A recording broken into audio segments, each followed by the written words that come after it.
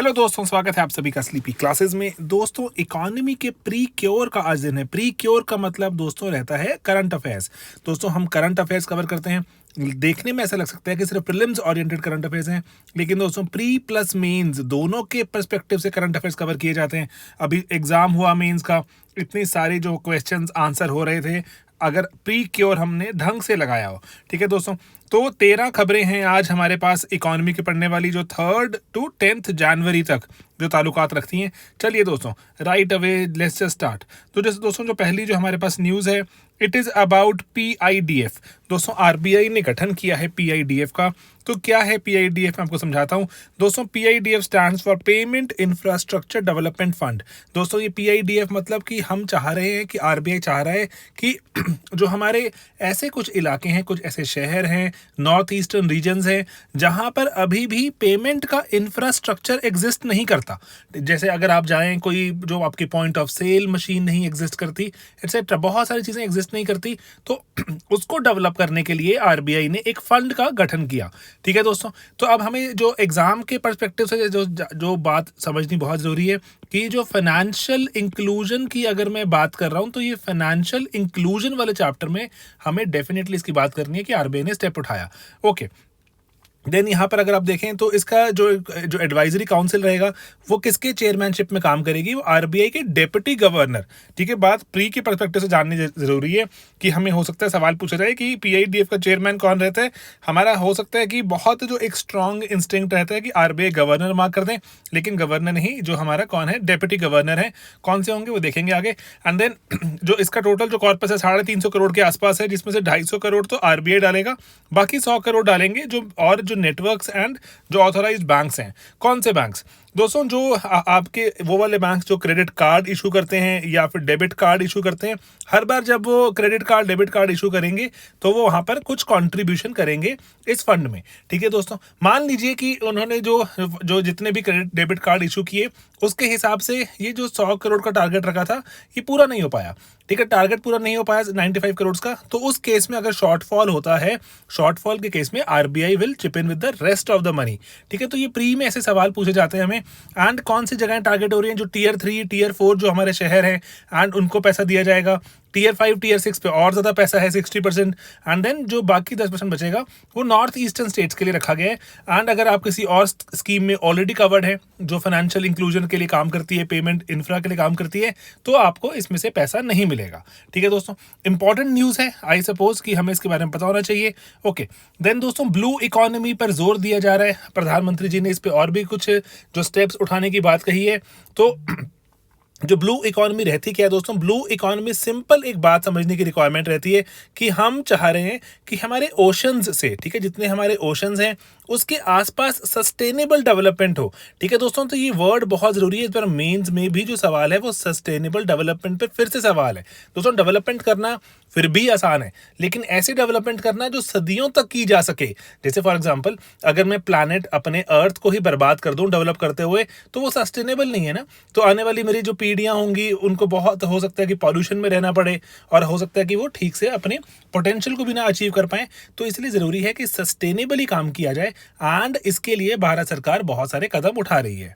तो दोस्तों, जो ब्लू इकोनॉमी रहती है वो फोकस करेगी टूरिज्म पर, वो फोकस करेगी रिन्यूएबल एनर्जी, क्लाइमेट चेंज। जो क्लाइमेट चेंज है, जैसे अगर देखें तो क्लाइमेट चेंज को रोकने के लिए कैसे, जो हमारे ओशंस हैं दोस्तों, ओशंस में बहुत सारा कार्बन, जैसे आप देखते हैं कि इवन की जो फाइटोप्लैंक्टन्स एक्सेट्रा, ये बहुत सारा कार्बन जो समेट कर नीचे ले जाते हैं, एंड इवन कोरल्स, है ना। तो इसीलिए ना बहुत सारा कार्बन हमारा सी के अंदर रहता है। Then fisheries, then waste management, maritime transport. तो ये कुछ इंपॉर्टेंट डायमेंशंस हैं, इन पर ध्यान दीजिए। एंड मैं आपको चाहता हूँ यहाँ बताना बात कि जैसे कि जो फिशरमैन है, फिशरमैन को किसान क्रेडिट कार्ड इनको एक्सटेंड कर दिया गया था, लास्ट टाइम ही कर दिया गया था।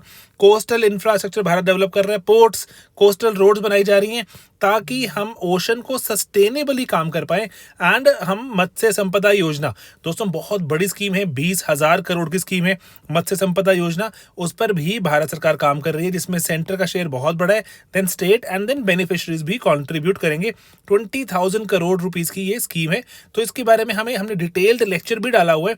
आप स्लीपी क्लासेस मत्स्य संपदा योजना सर्च करेंगे, आपको लेक्चर मिल जाएगा। सेपरेट एक इस पे लेक्चर एग्जिस्ट करता है जिसमें पूरी वैल्यू चेन को मॉडर्नाइज किया जा रहा है, ताकि जो जो फिशरमैन है सिर्फ ऐसा नहीं कि मछली पकड़ के ले आए, बेचेंगे कैसे दोस्तों, बेचने का भी यहाँ पे प्लान बनाया जा रहा है। ठीक है दोस्तों, तो कौन सी स्कीम है ये, सेंट्रल सेक्टर स्कीम है। ठीक है, एंड तो अकॉर्डिंगली जो कि कितनी कंट्रीब्यूशन रहेगी हमने देखा उसके बारे में। एंड जो कुछ ऐसे जो लेकिन जो कुछ जो ब्लू रेवोल्यूशन के अंदर जो कुछ प्रोजेक्ट चल रहे हैं, उसके ब्लू रेवोल्यूशन के अंदर प्रोजेक्ट चल रहे हैं, उसकी जो इंटायर कॉस्ट है वो सेंट्रल गवर्नमेंट उठाएगी। एंड देन कुछ ऐसे जो बाकी अगर हम देखें वल्नरेबल जो हमारी पॉपुलेशन रहती है, SC ST वीमेन, उनके बारे में भी बात की गई है कि उनको असिस्टेंस। तो ये सभी चीज़ें ना आप मेंस के लिए तैयार कीजिए कि जो आप वल्नरेबल सेक्शन के लिए कुछ काम चल रहा है नहीं चल रहा है, आप बताएंगे सर बहुत सारी स्कीम चल रही हैं, एक स्कीम और ऐड कर लीजिए। ठीक है दोस्तों, तो इसीलिए जो यहाँ पर जो हमारी बहुत बड़ी स्कीम है 20,000 करोड़ की, यहाँ पर कुछ टर्म्स हैं, मैं चाह रहा हूँ कि आप इन पर थोड़ा सा रिसर्च करें। What is cage culture, what is seaweed farming, है ना, ऑर्नामेंटल फिशरीज जो हम घर में रखते हैं, तो इन सब चीज़ों को जो यहाँ पर जो थोड़ा प्रोत्साहित किया जा रहा है ताकि जो हम इससे फर्दर इनकम कमा सकें। ठीक है दोस्तों, तो ये एक इम्पॉर्टेंट स्कीम। एंड सागर मित्रा जो ऐसे जो कुछ जो हमारे कोस्टल इलाकों में रहने वाले ऐसे कुछ मछुआरे, उनको जो डेवलप करने की बात हो रही है ताकि वो फर्दर जो इसको हमारी पूरी स्कीम को चलाएं। And then secondly blue economy को बढ़ाने में मदद करें। ठीक है, तो जो हमारे जो मत्स्य संपदा योजना के जो की मेन एरियाज हैं उनके बारे में ध्यान देना जरूरी है। चाहे डीप सी फिशिंग की बात भी हो रही है दोस्तों, हम इस बार चाहते हैं डीप सी फिशिंग को, कोल्ड वाटर फिशरीज, जैसे हमारे कुछ ठंडे इलाके हैं वहाँ लेक्स रहती हैं, जैसे जम्मू कश्मीर, उत्तराखंड, लद्दाख, हिमाचल, नॉर्थ ईस्ट में, तो यहाँ पर कोल्ड इलाके हैं, यहाँ पे जो लेक्स को थोड़ा इसके पोटेंशियल को हार्नेस करने की बात हो रही है। एक्वाकल्चर, ठीक है, एक्वाकल्चर में क्या हमारे प्लान्स हैं, इनलैंड फिशरीज में। एंड देन उसके बाद एक्सपोर्ट्स पे फोकस है, श्रिम्प्स वगैरह पे। ठीक है, एंड देन उसके बाद जो हमारा जो सीवीड है, मैंने आपको बताया सीवीड बहुत बड़ी एक मार्केट एग्जिस्ट करती है दुनिया में, उसको भी हम चाहते हैं डेवलप करना। ठीक है दोस्तों, तो ये कुछ इंपॉर्टेंट चीज़ और जो मत्स्य संपदा योजना डिस्कस भी करी हमने। एंड देन कुछ अब जो और जो इंपॉर्टेंट न्यूज़ हैं हफ्ते भर की देखते हैं बहुत रैपिडली। अब सेबी कह रहा है कि सिर्फ हमारे देश में कुछ ही स्टॉक एक्सचेंजेस हैं, वो स्टॉक एक्सचेंजेस होने चाहिए हमारे देश में बहुत सारे। तो मार्केट के जो इंफ्रास्ट्रक्चर इंस्टीट्यूशंस दोस्तों, ऐसे बड़े बड़े इंस्टीट्यूशन जैसे stock exchange, Mumbai stock exchange में BSE है, देन हमारे पास निफ्टी है, ऐसे स्टॉक एक्सचेंज सिर्फ मुट्ठी भर है, सिर्फ 2। तो इसीलिए कह रहे हैं कि बहुत कॉन्सेंट्रेशन हो गई है, सिर्फ 2 स्टॉक एक्सचेंजेस पर ही हमारे स्टॉक्स ट्रेड करते। तो इसीलिए वक्त आ गया कि हम जो मार्केट के जो ऐसे इंस्टीट्यूशंस हैं जो इंफ्रास्ट्रक्चर प्रोवाइड करते हैं, तो इनको थोड़ा डेवलप करें। एंड इसी के लिए पूरे नॉर्म्स लाए जा रहे हैं। ठीक है, जो मार्केट इंफ्रास्ट्रक्चर इंस्टीट्यूशन, हमने पहले भी लेक्चर्स में डिस्कस किया हुआ है इसको। एंड देन की इवन की फॉरेन एंटिटीज़ को भी इन्वाइट किया जा रहा है। एंड जो हमारे स्टॉक एक्सचेंजेस जैसे दोस्तों हमारा BSE, निफ्टी, ये खुद भी एक पब्लिक लिमिटेड कंपनी के जैसे काम करते हैं। एंड इसका जो स्टॉक होल्डिंग है वो कैसे डाइवर्सिफाइड होनी चाहिए ताकि कोई एक ही इंसान या एक ही कंपनी इसको टोटली ओन ना करे। ठीक है, ये इसके बारे में टेक्नोलॉजी की बात, जैसे हमारे देश में बहुत सारे जैसे पहले स्टॉक एक्सचेंजेस थे, आप पढ़िएगा जो हमारे पास MCX की हिस्ट्री, तो वहाँ पर जो MCX एंड उसके बाद जो कमोडिटी एक्सचेंजेस में जो हमारे यहाँ पर जितना भी जो टेंशन क्रिएट हुआ था और जो रादर जो स्कैम हुआ था उसके बारे में आप जान सकते हैं। ठीक है, तो देन उसके बाद नेक्स्ट हम जो चीज़ चलते हैं वो है बिटकॉइन ट्रेडिंग हो रही है। तो भारत सरकार कह रही है कि क्यों ना उस पर GST लगा दिया जाए। तो एक बात जाननी यहाँ पे बहुत ज़रूरी है कि भारत ने पहले बैन कर दिया था कि हम बिटकॉइन एक्सेट्रा में ट्रेडिंग नहीं करेंगे, लेकिन सुप्रीम कोर्ट ने कहा कि आप ऐसा नहीं कर सकते। ठीक है, क्रिप्टो करेंसी की रेगुलेशन लेकर आइए, रेगुलेट कीजिए, लेकिन अब टोटली पूरी दुनिया इसमें इन्वेस्ट कर रही है, पूरी दुनिया इसमें टेक्नोलॉजी डेवलप कर रही है, हम कैसे पीछे रह सकते हैं। तो सुप्रीम कोर्ट ने सेंटर को, हमारी यूनियन गवर्नमेंट को कहा था कि आप इस पर रेगुलेशन बनाइए। तो उसके बाद तो क्रिप्टो करेंसी भारत में बढ़ती ही जा रही है, ट्रेड बढ़ता जा रहा है। तो GST अगर लगाने की बात हो जाए तो हमसे सवाल UPSC पूछ चुका है पहले कि बहुत सारी चीज़ों के बारे में कि इस पे GST कितना लगता है, इस पे GST कितना। तो यहाँ पर पहली बात तो है जो GST इनडायरेक्ट टैक्स है, तो इसको CBIC के जो दायरे में आता है, central board of indirect taxes and customs. And वो बोल रहे हैं 18% GST लगाया जाए इस पर, क्योंकि दोस्तों जो 18% हमारे GST लगाने की बात क्यों हो रही है, क्योंकि इनटेंजिबल एसेट है, इनटेंजिबल एसेट क्लास को GST 18% ही इन्वाइट किया जाता है। तो सर्विस की तरह की बात हो जाती है। तो इसीलिए अब यहाँ पर देखें तो ये 18% GST अगर लगेगा तो भारत सरकार कह रही है कि वो बहुत पैसा भी कमा सकते हैं। ठीक है दोस्तों, ओके। देन यहाँ पर अब हमारे पास जो जो हमारे जो जितने भी लेबर लॉज अमेंड हो रहे हैं उसमें एक पर्टिकुलरली जो एक लेबर कोड है ऑक्यूपेशनल सेफ्टी का, कि अगर जो वर्किंग कंडीशंस की बात हो रही है, जो कंपनीज पर जो मैंडेटरी रहता है, लीगल रहता है कि अच्छी वर्किंग कंडीशंस देनी है, तो उसी के चलते जो लेबर कोड में अमेंडमेंट चल रही है, अगर आप ईपीएफओ एक्सेट्रा का एग्जाम दे रहे हैं तो उसके लिए अभी आपके लिए इनको थोड़ा ट्रैक करना जरूरी रहेगा। दोस्तों हम ईपीएफओ के लिए भी एक बहुत ही एक बढ़िया एक हम चाहते हैं सीरीज लेकर आना, बहुत से बच्चों की डिमांड है, it's a very very good exam, EPFO का एग्जाम है, उसको हम अपने सेपरेट चैनल पर शुरू करने वाले हैं, तो वील जो inform you more about this very soon. Okay, अगर दोस्तों आप यहाँ तक अगर सुन रहे हैं तो डेफिनेटली आप जाके हमारा जो एक चैनल है स्लीपी क्लासेस गवर्नमेंट जॉब्स, उसको भी सर्च कीजिएगा, उसको भी आप जाके सब्सक्राइब कर सकते हैं। वहाँ पर अभी हम बाकी गवर्नमेंट जॉब्स, क्योंकि दोस्तों एक बात जाननी जरूरी की है कि आप सिर्फ अगर यूपीएससी फोकस हैं दैट इज वेरी गुड, लेकिन दोस्तों यूपीएससी 800 जो सीट्स ही रखता है सिर्फ, उसके सिवा भी हमारे देश में बहुत बढ़िया कुछ जॉब्स हैं, उन पर भी आप फोकस बना सकते हैं, तो EPFO is one of those. Okay, तो दोस्तों बैक टू द लेक्चर। तो लेबर कोड की अगर हम बात करें, भारत सरकार ने जो लेबर लॉज बहुत रैपिडली अमेंड किए हैं, 4 ब्रॉडर लॉज में चाहते हैं उसको लेबर लॉज को जो अभी डिवाइड करते हैं, अभी अनगिनत लॉज एग्जिस्ट करते हैं, तो 4 ब्रॉडर लॉज में क्लासिफाई हो जाएंगे जिनको लेबर कोड कहा जा रहा है। ओके, तो यहाँ पर जो इंपॉर्टेंट चीजें अभी नोट करने वाली हैं, तो ये क्या है कि वर्क फ्रॉम होम को रिकॉग्नाइज किया गया कि वर्क फ्रॉम होम अगर कंपनी काम करवा रही है तो वर्किंग कंडीशंस क्या देनी जरूरी हैं, एंड उसके बारे में पूरे जो ऑर्डर्स जो होने चाहिए कंपनीज को कि कैसे वर्क फ्रॉम होम की क्या क्या आपको मैंडेटरी है, कंपनी क्या क्या प्रोवाइड करे। ओके, देन यहाँ पर जरूरी है कि पहली बार ऐसा कोई जो लेबर लॉ एंड पूरा जो एक ही जो ऑर्डर आया है हमारे पास, वो कौन सा है, सर्विस सेक्टर से जुड़ा हुआ, जो कि सर्विस सेक्टर में पर्टिकुलरली जो, क्योंकि देखो वर्क फ्रॉम होम मैन्युफैक्चरिंग तो घर से करना नहीं पॉसिबल, अभी मैन्युफैक्चरिंग के लिए तो आपको फैक्ट्री में प्लांट में आना पड़ता है, लेकिन यहाँ पर जो हमारा सर्विस सेक्टर में वर्क फ्रॉम होम से जुड़ा हुआ हमारे पास पहली बार जो ये कोई ड्राफ्ट ऑर्डर या लॉ बनाने की बात हो रही है। ठीक है, जो ड्राफ्ट जो आपको अगर जो एथिक्स के एग्जाम में पूछते भी है, जैसे इस बार भी पूछा कि कोड ऑफ कंडक्ट एटसेट्रा क्या रहता है, तो ऐसे कंपनीज के लिए भी जरूरी है कि कंपनीज भी मैंडेटरी करें कि वो इतनी इतनी जो सुविधाएं तो उपलब्ध कराएंगी अगर वर्क फ्रॉम होम अगर कर रहे हैं तो। ओके, देन दोस्तों हमारे आपको पता है जो स्मॉल फाइनेंस बैंक्स रहते हैं हमारे कंट्री में, स्मॉल फाइनेंस बैंक्स, दोस्तों हमारा जो बैंकिंग का लेक्चर है प्लीज उसको देखिए, उसमें मैंने डिस्कस किया हुआ आपसे what are payment banks, what are small finance banks. ठीक है, तो ये इंपॉर्टेंट टर्म्स रहते हैं, यूपीएससी प्रीलिम्स की बड़ी खास रहती है। ठीक है, तो इन पर आप डेफिनेटली जो सवाल सॉल्व कीजिए, इनके बारे में और पढ़िए। तो अब यहाँ पर जो आरबीआई की एक मैंडेटरी गाइडलाइन है कि अगर आपने एक स्मॉल फाइनेंस बैंक खोला है तो जैसे ही आप 500 करोड़ रुपए का, दोस्तों यहाँ पर लिखा हुआ है कि जैसे ही आपके बैंक का नेटवर्थ 500 करोड़ रुपए पहुंच जाएगा, उसके 3 साल के अंदर आपको अपने बैंक का आईपीओ लेकर आना है। ठीक है, मतलब कहने का भाव क्या हुआ कि आईपीओ लेकर आने का मतलब क्या हुआ कि आपको इसको पब्लिक करने हैं, इसकी जो ओनरशिप है, ठीक है, बैंक की ओनरशिप तो पब्लिक करनी पड़ेगी। ठीक है, तो ताकि लोगों को भी जो इसमें अगर लोग इसमें इन्वॉल्व होंगे, दैट मीन्स अगर जो इसमें मार्केट इन्वॉल्व होगी, जनता इन्वॉल्व होगी, तो उससे क्या होता है, मार्केट अकाउंटेबिलिटी इंप्रूव होती है। ओके, तो यहाँ पर अभी जो बात की जा रही है अभी कि बहुत से ऐसे हमारे स्मॉल फाइनेंस बैंक्स हैं जो जो जो कि अभी इसको पूरा नहीं कर पाएंगे, मल्टीपल कारण हो सकते हैं। ठीक है, तो इसीलिए जो हम जो एक इंटरनल वर्किंग ग्रुप है आरबीआई का, जिसने पहले भी रिपोर्ट्स निकाली, हमने उसकी रिपोर्ट्स भी डिस्कस की हैं, तो आईडब्ल्यूजी ने अभी इस पे अभी जो बात जो कही है वो बोला है कि इस पे थोड़ा रिलैक्सेशन दीजिए। 3 साल वाली बात जो सही नहीं है, इसको या तो 6 ईयर्स कीजिए या फिर आप सोचिए, आरबीआई को कहा। तो हमारे लिए जो प्री के लिए इंपॉर्टेंट बात क्या जाननी कि स्मॉल फाइनेंस बैंक्स ये क्या रहते हैं एंड कितना टर्नओवर हो जाए, कितने टाइम में आपको इनको पब्लिक करना जरूरी रहता है। ऑलराइट, चलिए अब हम देखें इसके बाद जो हमारा जो cabinet committee on economic affairs है उसने कहा है कि जेएनके के लिए भी इंडस्ट्रियल डेवलपमेंट स्कीम चाहिए। तो यहाँ पर हमें बात क्या समझनी है, अगर हमें सिक्योरिटी इश्यूज से जुड़े हुए सवाल आते हैं कि जेएनके में डेवलपमेंट नहीं है तो भी इसी कारण वहाँ पर एक्सट्रीमिस्ट एक्टिविटीज़ हैं, वहाँ पर इंसर्जेंसी है, टेररिज्म है, जो भी। तो आप बताएं कि सर डेवलपमेंट एक्टिविटीज़ हो रही हैं, सेंटर ने बहुत बड़ा एक पैकेज अनाउंस किया है 28,400 करोड़ रुपए का, जो आने वाले जो एक तरह से इमेजिन कीजिए it's a very long term project. ठीक है, 2037 तक।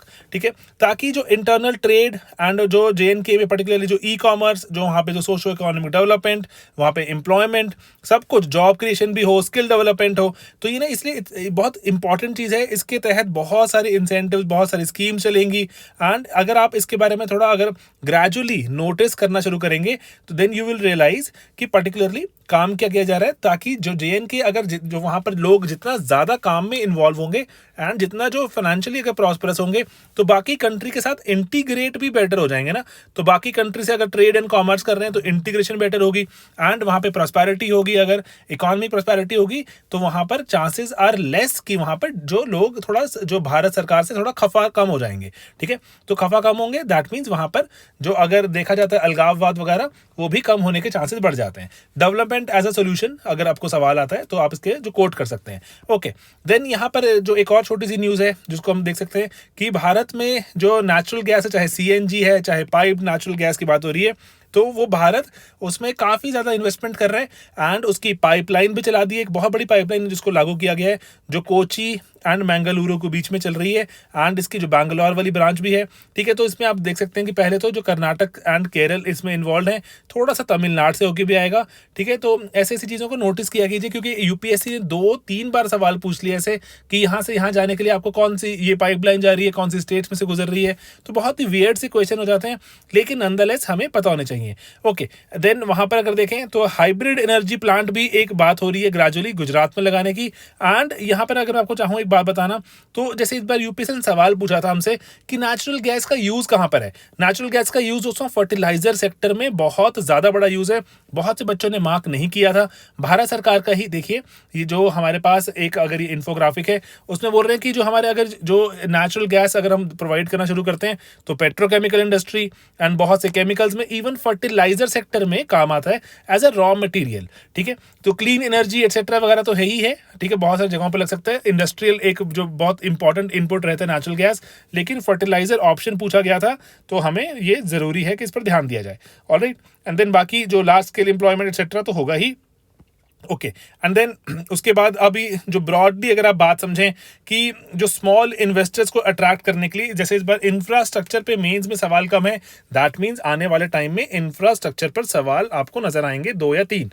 ओके, तो यहाँ पर हमारे पास करें क्या फिर अगर सवाल नजर आएंगे तो जो जरूरी बात क्या है कि अगर जो हमारे पास जो पहले बड़े इन्वेस्टर्स की रिक्वायरमेंट रहती थी, क्योंकि देखो सड़क बनाना, इंफ्रास्ट्रक्चर डेवलपमेंट वगैरह बहुत महंगे बिजनेस हैं ये, एंड इसमें छोटे लोगों को अगर हम देखें कि फॉर एग्जांपल अगर मेरे जैसे इंसान एक्सेट्रा को इन्वॉल्व नहीं करेंगे, क्योंकि चलिए पहली बात तो सही है ना कि हमारे पास एक्सपीरियंस नहीं है, लेकिन कैपिटल दोस्तों, capital is a very very important thing in infrastructure development. इसीलिए जो छोटे हम जैसे लोग होते हैं इन्वेस्टर्स, इनको ये नहीं जो इन्वॉल्व किया जाता है इंफ्रास्ट्रक्चर डेवलपमेंट में। लेकिन अभी सरकार क्या कह रही है, सरकार कह रही है कि स्मॉल इन्वेस्टर्स को भी अट्रैक्ट करना जरूरी है।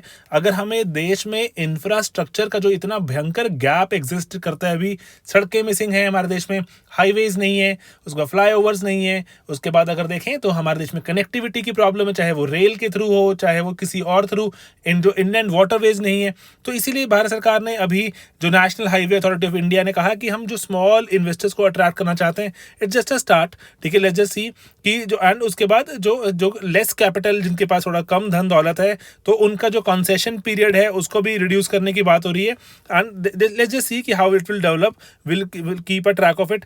एंड देन जैसे जो आप देखते हैं, जैसे ना टोल प्लाजा लग जाते हैं, टोल प्लाजा जो लगाने की अभी जैसे जो मॉडल को कहते हैं TOT कहते हैं, टोल ऑपरेट ट्रांसफर, कि आप सड़क बनाइए, उस पर टोल प्लाजा लगा के पैसे इकट्ठा कीजिए, ऑपरेट कीजिए उसको, देन भारत सरकार को ट्रांसफर कर दीजिएगा जितने साल में आपका टोल रिकवर हो जाता है। तो उसकी जो टर्म्स एंड कंडीशन चेंज की हैं।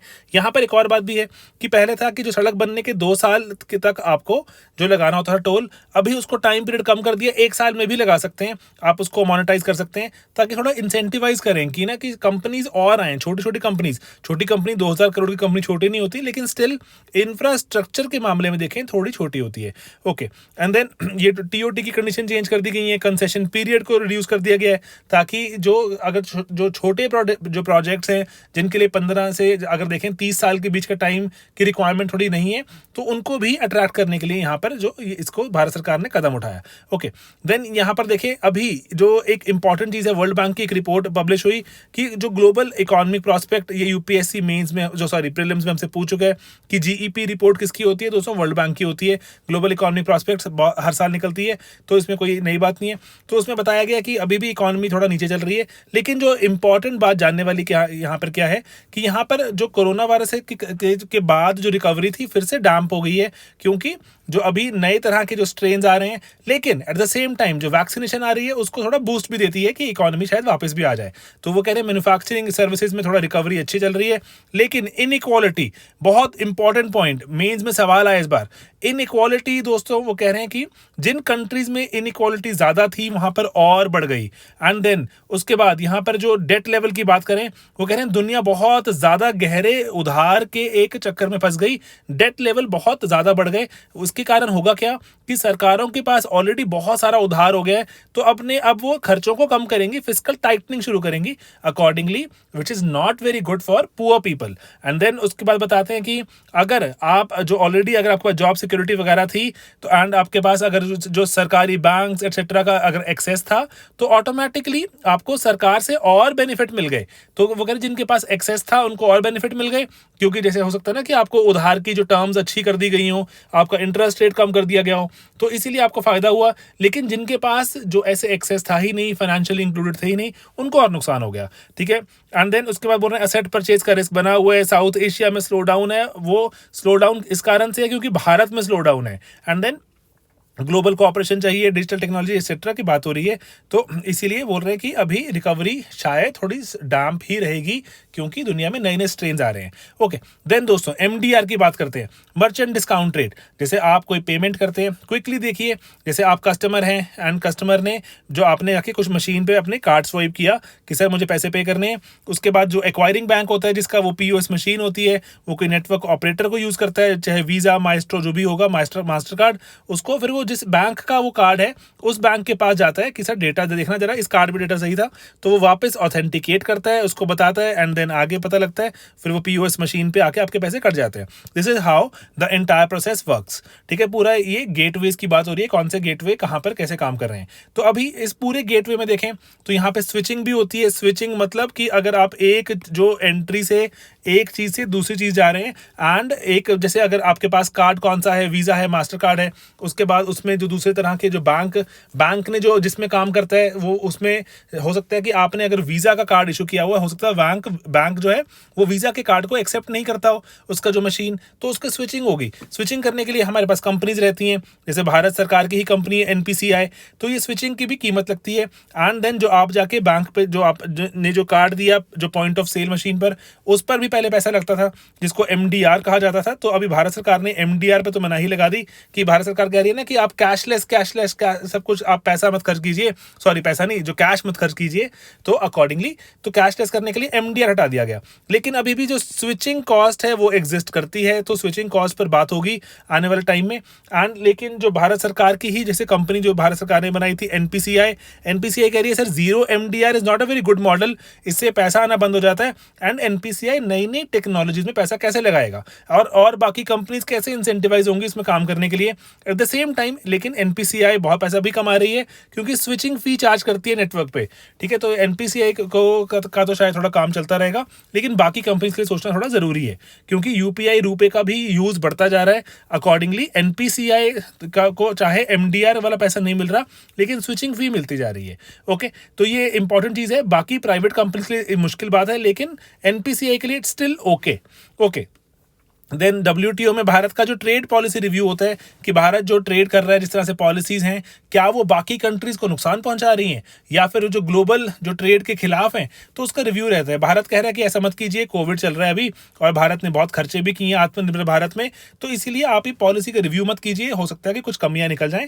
अकॉर्डिंगली भारत कह रहा है कि हमें जो रादर इनफैक्ट आप तो डब्ल्यूटीओ वालों हमारे लिए कोई शॉर्ट टर्म पैकेज इंट्रोड्यूस करो। ठीक है, भारत में बहुत सही, जैसे देखिए भारत भारत की ना बहुत सही स्टैंड होता है। WTO में जाके भारत सुपर गरीब बन जाता है कि हम तो बहुत गरीब हैं और हमें कंसेशन चाहिए, लेकिन एट द सेम टाइम जब हम जाते हैं जैसे किसी कंट्री में, US वगैरह में, UK में, वहाँ जाके हम चाहते हैं कि इन्वेस्टमेंट आए, वहाँ जाके भारत बहुत अमीर बन जाता है। उनको बोलते हैं कि Bharat is a huge market, यहाँ पे लोगों के पास पेइंग कैपेसिटी है, आइए हमारे देश में इन्वेस्ट कीजिए, बनाइए, ठीक है, वहाँ जाके हम अमीर बन जाते हैं। तो डिफरेंट तरह से हमारी स्ट्रैटेजीज वेरी करती हैं। तो अभी फिलहाल WTO में भारत कह रहा है कि हमें टेम्परेरी वेवर चाहिए ट्रिप्स में, एंड जो मैन्युफैक्चरिंग कैपेसिटी इंक्रीज करनी है हमें, एंड देन उसके बाद ताकि जो दवाइयाँ एक्सेट्रा मिले लोगों तक पहुँचे, and then public stock holding. हम अगली न्यूज़ में देखेंगे, भारत कह रहा है कि हमें पता लगा कि जैसे कोविड चल रहा था तो कोविड के चलते लॉकडाउन लगे, लॉकडाउन में लोगों को खाने को नहीं मिला, लेकिन भारत में किसी को भूखा नहीं मरने दिया गया, सरकार कह रही है ऐसा,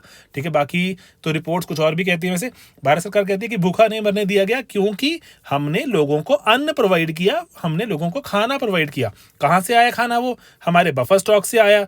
तो बफर स्टॉक मेंटेन करने के लिए भारत सरकार कहती है कि हम बहुत सी स्कीम चलाती हैं, हमारे पास जो नेशनल फूड सिक्योरिटी एक्ट भी है जिसके तहत हम खाना अवेलेबल कराते हैं, MSP के थ्रू हम अपने किसानों को इंसेंटिवाइज करते हैं कि फसल उगाएं, उससे हम बफर स्टॉक भरते हैं, NFSA के थ्रू हम अपने PDS सिस्टम यूज करके लोगों तक खाना पहुंचा देते हैं। तो भारत सरकार कह रही है कि हम खर्चा बहुत करते हैं, लेकिन हमें कोविड के में पता भी चला कि कोविड के चलते कि अगर हम खाना ये वाला सब सिस्टम नहीं बना होता तो बहुत से लोग भूखे मर जाते, भारत में नहीं मरे, ठीक है। तो इसलिए भारत कह रहा है कि इसलिए जो पब्लिक स्टॉक होल्डिंग पर जो आपने हम पर बैन लगाया, दोस्तों WTO का लेक्चर जब आप कवर करेंगे, स्लीपी पर हमारा ही WTO का लेक्चर कवर्ड है, मैंने एक्सटेंसिवली कवर किया है। उसमें व्हाट इज पीस क्लॉज मैंने आपको समझाया है, इंपॉर्टेंट था, पूछ सकते हैं। अभी लास्ट ईयर के जो 2019 के प्रीलिम्स में पूछा गया है पीस क्लॉज क्या है, एंड देन तो ये जो चीज़ें हैं इंपॉर्टेंट है। 1986 के 88 के प्राइस लेवल का रेफरेंस का मतलब क्या है, सिंपल चीज़ें हैं। तो एंड देन उसके बाद आप बॉक्सेस वाला वीडियो है, WTO बॉक्सेस इंपॉर्टेंट है, बहुत ज़्यादा इंपॉर्टेंट, हर साल प्री में सवाल पूछे जाते हैं। What is green box, blue box, amber box, red box. चलो ऐसे एग्जिस्ट नहीं करता रेड बॉक्स, लेकिन हमें कॉन्सेप्चुअली पता होना चाहिए भारत ने क्या कहा था परमानेंट सोल्यूशन के लिए, एंड भारत को क्या मिला। तो ये सब चीज़ें हमने डिस्कस की हुई हैं, इसको देख सकते हैं आप। देन स्वामीनाथन कमेटी की, स्वामीनाथन जी ने फिर से जो वहाँ पर जैसे जो उठ रही है अभी एग्रीकल्चर कॉन्सेप्ट को लेकर कि एग्रीकल्चर में किसान बहुत सारा प्रोटेस्ट कर रहे हैं MSP को लेकर, तो जो स्वामीनाथन कमेटी ने जो रिकमेंड किया था उसके हिसाब से देखें तो किसानों को बहुत कम MSP मिल रही है। अभी सरकार के क्लेम कर रही है कि उसने स्वामीनाथन कमेटी पूरी रिकमेंडेशन लगा दी है, लेकिन जो खुद अभी देखें जो स्वामीनाथन जी अग्री नहीं करते, वो कहते हैं कि मैंने जो आपको रिपोर्ट दी थी उसके हिसाब से आप 50% कम किसानों को अभी पैसा दे रहे हैं, MSP दे रहे हैं, एंड रादर जो आपके जो कंप्लीट कॉस्ट हैं उस पर 50% एक्स्ट्रा प्रॉफिट मार्जिन सरकार को देना चाहिए किसानों को। ओके, तो इसीलिए कैसे कैलकुलेट की जाती है, तो उसमें अगर आप देखें तो पर्टिकुलर जो चीज़ क्या रहती है कि प्रोडक्शन कॉस्ट कैसे कैलकुलेट की जाती है, वहाँ पर जो इंपॉर्टेंट कुछ चीज़ें हैं उसको जो किसान या फिर स्वामीनाथन कमेटी उसको C2 कहती है कि C2 पर किसानों को मिलना चाहिए MSP। C2 का मतलब क्या रहता है दोस्तों? C2 का मतलब होता है जैसे आप कह रहे हैं अगर किसान के पास जो ज़मीन थी, अगर उस ज़मीन को वो किसी को किराए पे दे देता तो किसान को कुछ इनकम होती, ठीक है। तो एक तरह से किसान को मान के चलना चाहिए कि उसने खुद को किराए पे दी हुई है तो उसको कॉस्ट में शामिल करना चाहिए, रेंट ऑन द लैंड होना चाहिए शामिल, ठीक है। जब कह रहे हैं कि जब MSP डिसाइड की जाती है CACP द्वारा तो CACP जो रेंट ऑन द लैंड को भी इंक्लूड करे, ऑलराइट। देन वो बोलते हैं कि इम्प्यूटेड कॉस्ट ऑफ कैपिटल, जो कॉस्ट ऑफ कैपिटल मतलब किसान ने जो कैपिटल इन्वेस्टमेंट की है जो कि आप मान के नहीं चल रहे, किसान कहीं और लगा देता, अगर किसी और पर्टिकुलर चीज़ में हो सकता है किसी जो फिक्स्ड डिपॉजिट में लगा देता, किसी स्टॉक में, तो उसकी भी जो रिटर्न आता किसान उसको रिटर्न को नहीं ले रहा, किसान उसमें जैसे ट्रैक्टर पे इन्वेस्ट कर दिया या किसी हार्वेस्ट पे कंबाइन पे लगा दिया, तो उसको भी इम्प्यूटेड कॉस्ट ऑफ कैपिटल जो कि किसान ने फोरगो किया अपने फिक्स डिपॉजिट में पैसा डालने से, उसको भी ऐड करना चाहिए। उसको जो C2 बने उस पर 50% एक्स्ट्रा हमें जो किसान को रिटर्न देना चाहिए। अभी क्या करते हैं, अभी सिर्फ और सिर्फ ये C2 में देखो, ये C2 में दो चीज़ें और भी शामिल रहती हैं। C2 में आपका जो फार्मर और जो वैल्यू ऑफ फैमिली लेबर, जैसे अगर जो किसान ने अगर पूरा परिवार काम कर रहा है एक फील्ड पर तो उसको सैलरी को भी काउंट करना जरूरी है, वो काउंट की जाती है, तो लेकिन उसके सिवा rent on the land and imputed cost of capital को भी शामिल करना चाहिए, तो ही अकॉर्डिंगली, ठीक है, तो ही अकॉर्डिंगली किसान को अच्छा रिटर्न मिलेगा। स्वामीनाथन कमेटी ऐसा कहती है, ठीक है। तो ये जरूरी है, एंड स्वामीनाथन कमेटी बहुत एक बढ़िया बात भी लिखती है यहाँ पर। तो वो कह रहे हैं कि अगर मैं आपको दिखाता हूँ यहाँ पे कहाँ लिखी है हमने स्वामीनाथन कमेटी के बारे में, एक सेकेंड, चलिए जैसे आप यहाँ पे देखिएगा, तो ये एक बहुत इंपॉर्टेंट बात है। स्वामीनाथन कमेटी कहती है कि फार्मर्स को हमें कंपेयर करना चाहिए सिविल सर्वेंट्स के साथ। वो कह रहे हैं जितनी एक भारत में एक सिविल सर्वेंट की तनख्वाह है उतनी ही तनख्वाह होनी चाहिए एक फार्मर की। That's a big thing to say. And accordingly अभी हमारे देश में अगर देखें तो फार्मर्स को पर्टिकुलरली, जैसे अगर हम जो बहुत ही ईजिली लेते हैं ना, क्योंकि there is a lot of population, जो बहुत ही पॉपुलेशन है जो इसमें इन्वॉल्व है जो फार्मिंग में, इसी कारण शायद हम अभी फार्मिंग जो पर्टिकुलर इसको हम ऐसा सीरियसली ना लेके हम किसानों को जो थोड़ा सा हल्के में लेते हैं, ठीक है। तो इसीलिए शायद अभी प्रोटेस्ट भी चल रहे हैं क्योंकि किसान भी हैं थोड़ा, वो भी खफा हैं कि सरकार उनकी बात नहीं सुनती। ओके, देन दोस्तों यहाँ पर जो भारत ने एक जो डिजिटल सर्विसेज पे टैक्स लगा दिया था, उसको लेके फिर से यूएसटीआर ने आगे कहा कि इंटरनेशनल टैक्स प्रिंसिपल्स के खिलाफ है थोड़ा वो, तो वो कह रहे हैं कि डिस्क्रिमिनेटरी है। भारत कह रहे हैं नहीं सर, डिस्क्रिमिनेटरी नहीं है, हम डोमेस्टिक फर्म पे भी लगाते हैं। और वो कह रहे हैं ग्लोबल टैक्स प्रिंसिपल्स के खिलाफ है, तो वो कह रहे हैं कि नहीं, रॉयल्टी एक्सेट्रा वगैरह जो बहुत सारी चीज़ें हैं उन पर भी, जैसे अगर देखें टैक्स मेजर्स पे बात होती रहती है। एंड इनफैक्ट बात जाननी जरूरी क्यों है, क्योंकि ओईसीडी ने ही बात शुरू की है। ओईसीडी तो अमीर देशों का संगठन है, उसी ने ही इसके बारे में बात शुरू की है। तो यूएस वाले अलग से इस पर क्यों प्रोटेस्ट कर रहे हैं, ठीक है। एंड देन उसके बाद वो बोल रहे हैं कि जो कॉर्पोरेट टैक्स वगैरह है उसमें टेरिटोरियल कनेक्शन नहीं होना चाहिए, ठीक है। तो टेरिटोरियल मतलब कि कहाँ पर ऑपरेट हो रहा है वो, एंड वहाँ पर नहीं होना चाहिए, जहाँ से वो कंपनी बनी है उसके बारे में होना चाहिए। वो बोल रहे हैं नहीं सर, आज के मार्केट में, आज के ज़माने में ऐसा नहीं बोल सकते, क्योंकि सब कुछ ई कॉमर्स वगैरह चल रहा है, रिमोट सेलिंग हो रही है, ठीक है। रिमोट मतलब कि आप बैठे कहीं और हैं, सेल कहीं और कर रहे हैं, लेकिन जहाँ पर सामान बिक रहा है वो वाली चीज़ के बारे में तो आप सोच ही नहीं रहे।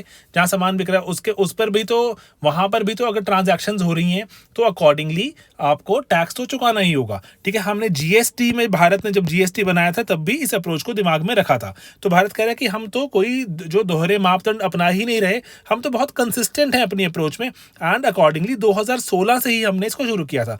बाकी जो दोस्तों यूएसटीआर पे हमने प्रीवियस अपने लेक्चर्स में भी कवर किया था कि यूएसटीआर रिपोर्ट कौन से एक्ट के तहत एटसेट्रा, तो इसीलिए यूएस ने चार्ज तो बहुत सारे लगा दिए, बट लेकिन थोड़े बेबुनियाद नजर आते हैं। एंड अकॉर्डिंगली जो भारत को ऐसे कटघरे में खड़ा करने की कोशिश है, लेकिन डरने की बात नहीं है। तो अंत में एक न्यूज़ है कि भारत में यूनिकॉर्न्स बढ़ते जा रहे हैं। यूनिकॉर्न हमने अनंत बार कवर किए हैं। यूनिकॉर्न होती है ऐसी कंपनी जिसकी $1 बिलियन वैल्यूएशन हो जाती है। तो जो लेटेस्ट जो रिपोर्ट है नैसकॉम की, वो बताती है कि भारत में अगर देखा जाए तो भारत ने जैसे जो second highest number of unicorns add किए दुनिया में, ठीक है। जो एंड उसमें जो यूएसए के बाद चाइना को बीट कर दिया है। पहले यूएस नंबर 1 पे था, उसके बाद चाइना में जो हाईएस्ट एडेड थे, देन इंडिया था। लेकिन अब इंडिया में सेकंड हाईएस्ट जो न्यू यूनिकॉर्न्स ऐड हुए उसमें सेकंड नंबर पे कौन है, इंडिया, ठीक है। जो $1 बिलियन वाली जो कंपनीज, ये सवाल हमसे पूछ सकते हैं कि ऐसा क्यों हुआ कि सडनली हमारे देश में इतने सारे जो यूनिकॉर्न्स कहाँ से आ गए। तो जैसे पेंडेमिक का उसको बहुत बड़ा रोल है। पेंडेमिक ने हमारे देश में डिजिटल, अगर हम देखें जो इंफ्रा जो हमने जिस पे काम किया, डिजिटल भारत जो हमारे जो जितने इनिशिएटिव थे उसके चलते हमने, भारत ने जो एक क्या चीज़ किया कि हमने जो एजुकेशन थी या फिर हमारी जो टेलीमेडिसिन थी, कुछ भी सब कुछ ना, बहुत सारी चीज़ें हमारे देश में बहुत रैपिडली डिजिटाइज कर दी गई। एंड अकॉर्डिंगली भारत में यूनिकॉर्न्स क्रिएट हुए। इवन एजुकेशन सेक्टर में आप देखिए कितने सारे जो अभी हमारे देश में यूनिकॉर्न्स एग्जिस्ट करते हैं, ठीक है। जो लेटेस्ट लेकिन जो चीज़ें चल रही हैं, मशीन लर्निंग, जो artificial intelligence, cyber security, and then इन सब चीज़ों का इंटरसेक्शन, इंटरनेट ऑफ थिंग्स वगैरह मिला के, एंड एथिक्स ऑफ एआई, कि एआई के एथिक्स क्या हैं, ये बहुत इंपॉर्टेंट चीज़ें हैं। इस पे हमारे देश के नए आगे जो स्टार्टअप्स काम करेंगे, एंड अकॉर्डिंगली यूनिकॉर्न तो बनते ही जाएंगे, क्योंकि भारत में बहुत अच्छा एक जो इकोसिस्टम इस्टेब्लिश हो गया है, जो पर्टिकुलरली ई कॉमर्स या फिर जो डिजिटाइजेशन से जुड़ी हुई चीज़ों के बारे में, ठीक है दोस्तों। तो हमारी आज की न्यूज़ फटाफट से रिपीट करते हैं कि भारत में बहुत सारे यूनिकॉर्न्स आए। हमने देखा यूनिकॉर्न्स क्या होते हैं। गूगल टैक्स पे लेके यूएसटीआर ने हमें आड़े हाथों लिया हुआ है। स्वामीनाथन जी नाराज हैं कि एमएसपी क्यों आप घटाने पे लगे हुए हैं, एमएसपी तो रादर बढ़ाइए, लोन वेवर मत दीजिए। तो वो कह रहे हैं loan waiver is not a good idea, that is very political in nature, ठीक है। वो लोन वेवर पॉलिटिकल होता है एंड बुरा कल्चर स्टैब्लिश करता है। एमएसपी दीजिए, जो स्वामीनाथन जी का ये मानना है। ओके, एंड देन जो भारत ने डब्ल्यूटीओ में जो पब्लिक स्टॉक होल्डिंग पे हमने बात की हुई है, एंड जो हमारा जो ट्रेड रिव्यू भी है। देन एमडीआर की बात की हमने, भारत और जो दुनिया में जो रिकवरी की बात हो रही है, जो वर्ल्ड बैंक की रिपोर्ट आई, जीईपी। उसके बाद जो toll operate and transfer model में थोड़ा बदलाव किया गया। उसके बाद अगर देखें तो गैस पाइपलाइन की बात है एक। एंड देन जो जम्मू कश्मीर में हमने एक नई स्कीम लॉन्च कर दी है। And then small finance banks पर जो चेंज करने की बात हो रही है, मैन्युफैक्चरिंग सेक्टर, सर्विस सेक्टर पर जो न्यू लेबर लॉज अप्लाई किए गए, वर्क फ्रॉम होम की बात हुई, बिटकॉइन पे जीएसटी लगाया जाए। सेबी ने कहा है कि एमआईआई मार्केट इंफ्रा इंस्टीट्यूशंस हमें चाहिए, क्योंकि जो कुछ कुछ इंस्टीट्यूशंस ही हैं जहां पे सब कुछ मोनोपोलाइज होता जा रहा है। एंड देन उसके बाद जो हमने देखा कि ब्लू इकोनॉमी, मत्स्य संपदा योजना, उसके बारे में हमने पूरे एस्पेक्ट्स देखे। एंड देन उसके पहले हमने देखा जो पीआईडीएफ, पेमेंट इंफ्रा डेवलपमेंट फंड, कौन उसका जो चेयरमैन रहेगा एंड कितना पैसा कहां से आएगा। And that is our entire procure of the week. It's a long lecture, ठीक है, लेकिन सब चीजें थोड़ा डिटेल में देख ली जाएं तो दोस्तों एग्जाम में जाके हम सोचें अरे ये क्या था क्वेश्चन, तो उससे बेटर है कि आज ही देख लें। एंड दोस्तों प्रीलिम्स का क्रैश कोर्स, प्रीलिम्स की टेस्ट सीरीज, डेफिनेटली सब कुछ हमारी वेबसाइट sleepyclasses.com पर अवेलेबल है, आप जाके देख सकते हैं। हमारे कॉन्टैक्ट नंबर्स भी हैं और ज़्यादा टोल फ्री नंबर भी हैं, आप इन पे कॉल कीजिए और इंक्वायर कीजिए। वेबसाइट पर हम रैपिडली चीज़ें अपडेट कर रहे हैं, इवन की जो प्री क्योर का जो भी आपके रहेंगे पीडीएफ्स वगैरह, वो भी डाउनलोड्स में अवेलेबल हैं, जाइए भरपूर फ़ायदा उठाइए। एंड दोस्तों अगर आप अभी तक देख रहे हैं इस लेक्चर को, जो कि बहुत बहुत मुश्किल लग रहा है मुझे, इतना बड़ा लेक्चर कौन देखता है दोस्तों आजकल, किसको ही इतनी मेहनत करनी है, लेकिन जिसको करनी है उसको रैंक भी निकालना है, ठीक है दोस्तों। तो आप नीचे एक कमेंट में पक्का ही पक्का चीज़ लिखिएगा, एंड दैट इज आप लिखिएगा स्लीपी इकोनॉमी, ठीक है दोस्तों, स्लीपी इकोनॉमी, बस एक शब्द लिखिएगा, दैट्स इट। लेट्स सी कि कितने लोग लिखते हैं and accordingly I will get to know कि कितने लोग ये लेक्चर अंत तक देखते हैं, ठीक है दोस्तों। चलिए मिलेंगे अपने अगले लेक्चर में बहुत ही जल्द। बाय बाय दोस्तों, टेक केयर।